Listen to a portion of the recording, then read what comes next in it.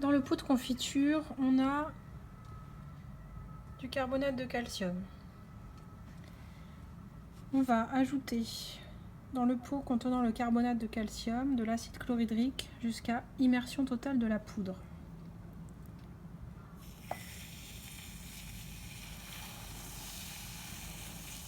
On voit clairement des bulles se former. Voilà, je recouvre entièrement la poudre d'acide chlorhydrique et je bouche mon flacon.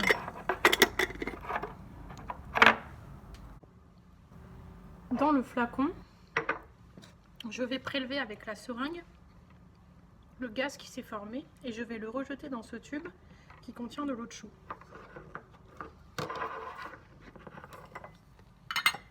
Je prélève bien au fond du flacon parce que le dioxyde de carbone, qui normalement est censé se former, est plus dense que l'air. Et là on voit que l'eau de chaux s'est troublée, ce qui signifie qu'on a obtenu un précipité blanc et que le gaz que j'ai prélevé est bien du dioxyde de carbone.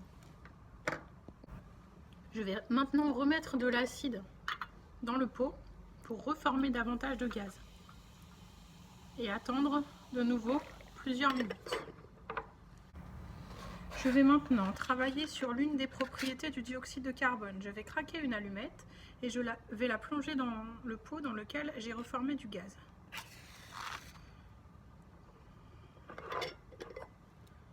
Instantanément, l'allumette s'éteint.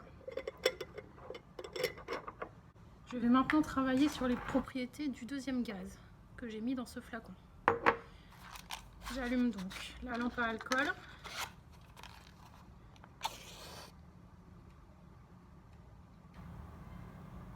Voilà, alors la flamme n'est pas très visible parce qu'elle est bleue. Et je mets la bûchette dans la flamme afin de la rendre incandescente. C'est-à-dire qu'il faut que j'observe des points orangés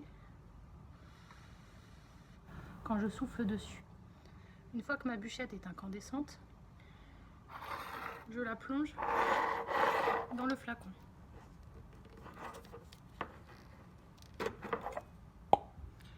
Instantanément, la bûchette se rallume.